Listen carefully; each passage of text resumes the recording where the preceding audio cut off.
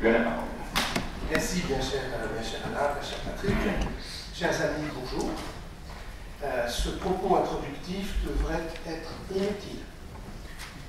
Mais il apparaît évidemment qu'un certain nombre de sophismes se mettent en place partout, puisque vous avez compris dans la tête des élus, des responsables politiques qui cependant devraient lutter contre ces sophismes. On entend un président de la République dire tout à fait, à la fois naïvement et sincèrement, que la République reconnaîtrait des fautes. C'est un contresens complet. Mais attention, les sophismes, surtout haut placés, préparent toujours des coups de force, des injustices. Nous sommes, dans le langage des sapeurs-pompiers, au moment où l'augmentation de la température peut être combattue par un certain nombre d'outils, de l'eau, de la neige carbonique, que sais-je, mais à un moment donné, quand la température devient trop forte, c'est l'incendie partout.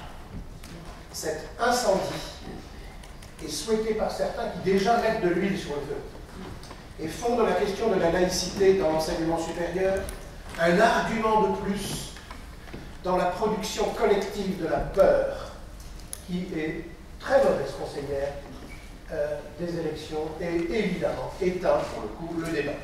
Donc ce propos introductif est malheureusement utile pour lutter contre la méconnaissance et les sophismes.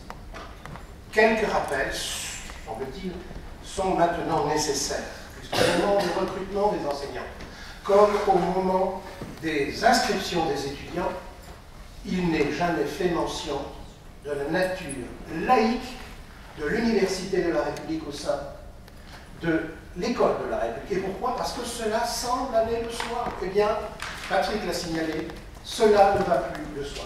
Nous devons reconquérir, refonder des évidences intellectuelles, pratiques et, j'ose le dire, militantes.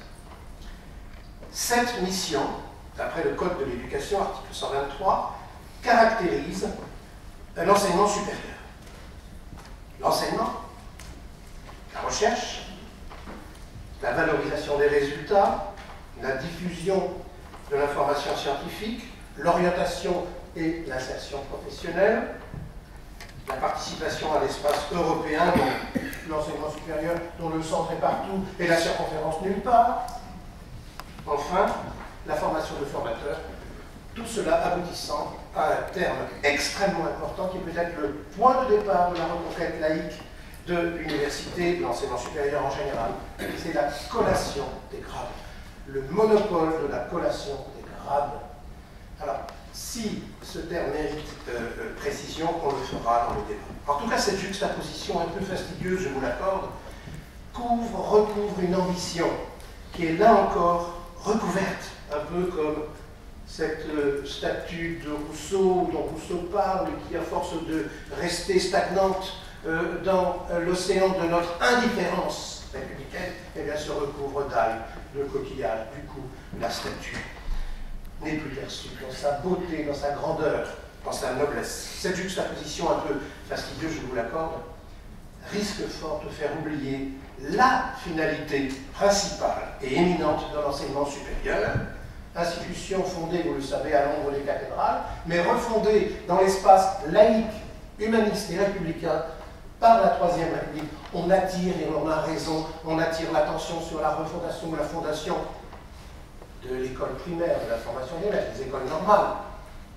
On oublie la refondation républicaine de l'université, le nom important de Louis Liard doit être ici, ce nom doit être reprononcé. Pourquoi? Parce qu'il s'agit d'une refondation rationnelle, laïque, humaniste de l'université. Que dit ce geste refondateur? Reprenons le meilleur de la fondation initiale. Vous savez, l'université, c'est une vieille dame qui n'aime pas qu'on la bouscule. Alors elle bougonne, mais elle peut vraiment râler. Je pense qu'il est plus que temps qu'elle se mette à râler. Que dit ce geste fondateur? Je me permets de le dire, de le formuler doucement, mais j'espère sûrement, car ce geste fondateur, refondateur, est en passe d'être oublié. Il est simplement dit. Il est à l'intérêt de la raison. et de la science, d'être recherché par le plus grand nombre possible d'esprits libres, ce qui suppose être instruit, car si l'on dit enseignement supérieur, cela suppose le secondaire et le primaire. Mais le primaire et le secondaire ici sont complètement promus par cette... Excusez-moi. Non, mais je laisse se dérouler la communication. C'est terminé. Ah, bah, alors je peux continuer. Ce geste fondateur, je me permets de vous le reformuler. Il est de l'intérêt, la science, de la raison d'être recherché par le maximum d'esprit. Ce n'est pas pour faire nombre, ce thème de massification de l'université a plombé complètement la conscience de cette institution. Il est simplement dit qu'il est de l'intérêt de la démocratie et de la République que le maximum de citoyens soient éclairés, et éclairés par eux. Cette thèse permet de donner une définition exigeante, combattante, reconquérante de la laïcité, pour que cette inquiétude qui précède l'alarme, que cette inquiétude reconquiert de la sérénité, mais de la sérénité, comme dit René Char, de la sérénité crispée, de la sérénité aux avant-postes, pas une sérénité de désinvestissement ou de dégagement. Cette thèse rejoint l'ambition démocratique et républicaine, affirmant que tout citoyen doit être capable de pouvoir se prononcer sur toute question d'intérêt général. Si nous lâchons cela, alors la dictature des experts va prendre le relais, prend déjà le relais. Mais dans les choses intellectuelles de réflexion, il n'est jamais trop tard. C'est jamais foutu. Sur toute question générale, engager le point de vue de tout citoyen. Aujourd'hui, une des 7 finalités que je viens d'évoquer, les missions, l'orientation professionnelle, l'insertion professionnelle, oui, qui dirait le reste? Eh bien, le mot professionnel, notamment dans les SP, est en train d'éteindre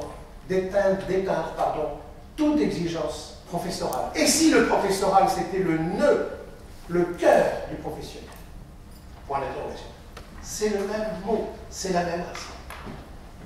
Ce que je veux simplement signaler, en rappelant ces évidences, c'est que ces missions recouvrent une finalité, une urgence absolue, surtout quand l'inculture devient inculture d'État, lorsque l'anti-intellectualisme devient la dernière mode. Or, l'anti-intellectualisme prépare toujours une régression et de la République et de la laïcité qui en est le fleuron.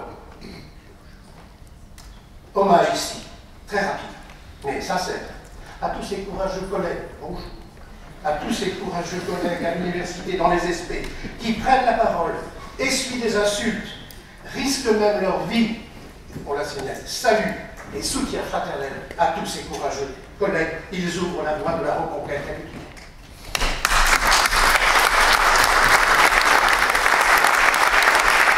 Ils défendent la République et l'honneur de la laïcité contre les fanatismes.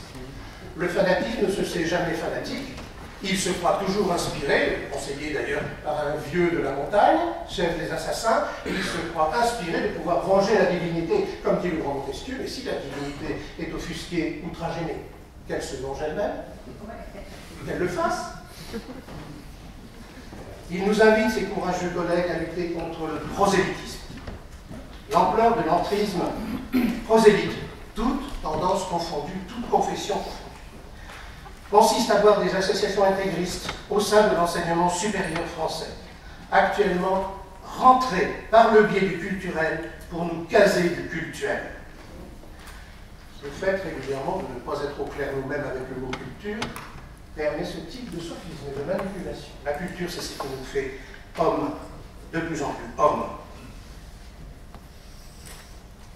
Et bien tout cela, malheureusement, est caché par un certain nombre d'apprentis sorciers qui jouent avec le feu, on a évoqué la métaphore, par des acteurs élus, ministres en tête, qui n'ont jamais mis les pieds dans des amphis depuis des années et qui n'ont surveillé aucune salle d'examen depuis des années. Ministres en tête, de plus en plus d'élus, jouent aux idiots utiles du pédagogisme et du communautarisme. Je pense que cela doit cesser. C'est une décision intellectuelle qui pourra, j'espère, un jour devenir civique. Je ne dis pas politique partisan, je dis civique. Comme le dit Christian Lestre, universitaire très modéré. Je le cite, les Échos, 19 mai. Un certain nombre de responsables ont manifesté trop de tolérance au nom de la paix sociale. Nous, amis de la tradition républicaine, lecteurs d'un certain nombre de classiques, nous savons que la tranquillité, c'est la guerre différée. Nous savons que se laver les mains devant un certain nombre de situations, c'est de toute façon refiler le mistigris à ceux qui vont gouverner dans quelques années. En effet, loin d'être soutenus, ces courageux collègues évoqués précédemment dans les établissements sont abandonnés, délibérés, par ces despotes faibles que sont malheureusement devenus les présidents d'université depuis la loi Pellet.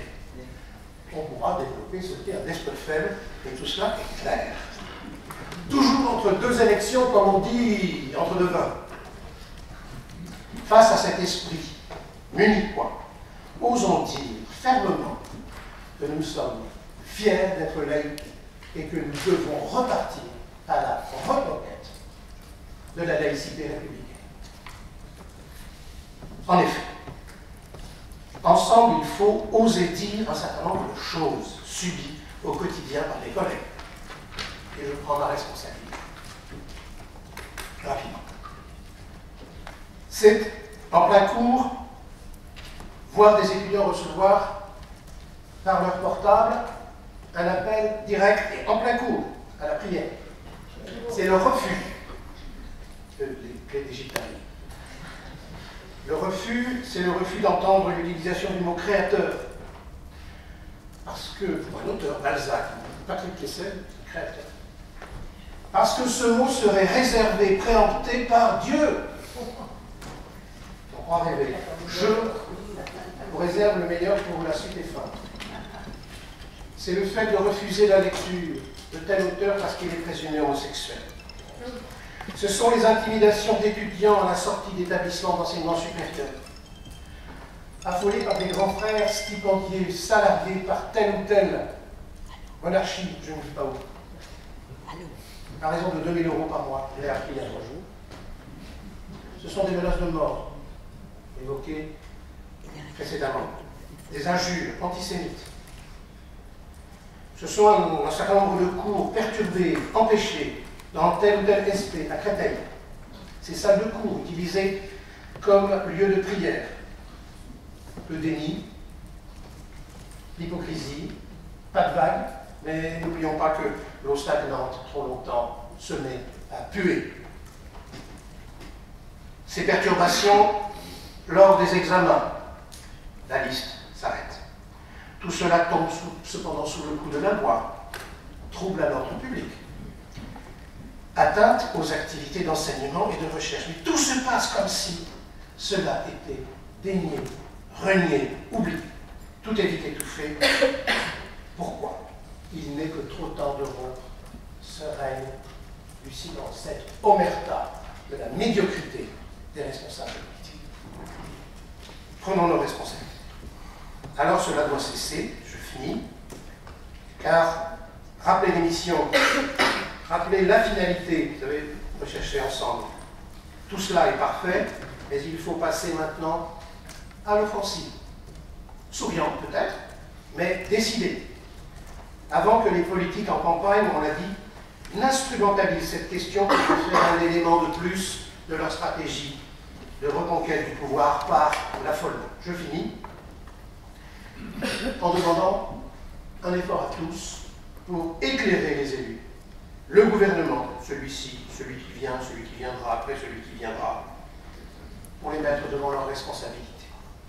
Défendre la laïcité de et dans l'enseignement supérieur et de la formation des maîtres, c'est affirmer une foi laïque, s'enracinant dans l'amour de la République. Mais, ce que je mets en avant comme proposition, je terminerai là-dessus, c'est que l'atermoiement, les jeux de jambes, les politesses ont assez duré.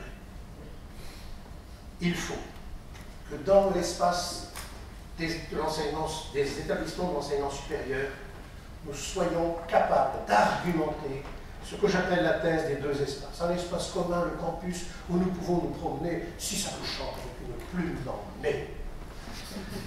Liberté complète, d'ailleurs, carnaval me va, sauf que, dès qu'on rentre dans un lieu d'enseignement, de recherche, d'études et a fortiori d'examen, la solennité doit prendre le relais. Je n'en donne qu'une seule preuve pour conclure. C'est que tout simplement, mes amis, chers amis, les étudiants aiment cela. Puisque il m'a été donné d'avoir des responsabilités, eh bien, en tant que doyen d'une fac de droit, nul n'est parfait, les étudiants voulaient être revêtus d'une toge identique pour la remise des diplômes. Alors, ce qui est bon, mes amis, pour la remise des diplômes, mais a fortiori bon, pour ce qui est en amont du diplôme, mais encore faut-il qu'on resolennise l'enseignement supérieur, qu'on arrête de galvauder le mot refondation, et qu'on utilise, ce sera mon point de vue, qu'on réinstitue par le haut l'école de la République, en prenant, oui, une loi pour ces espaces de recherche, d'études et d'enseignement et d'examen, mais pour que dans le campus, le carnaval soit permis. Merci beaucoup.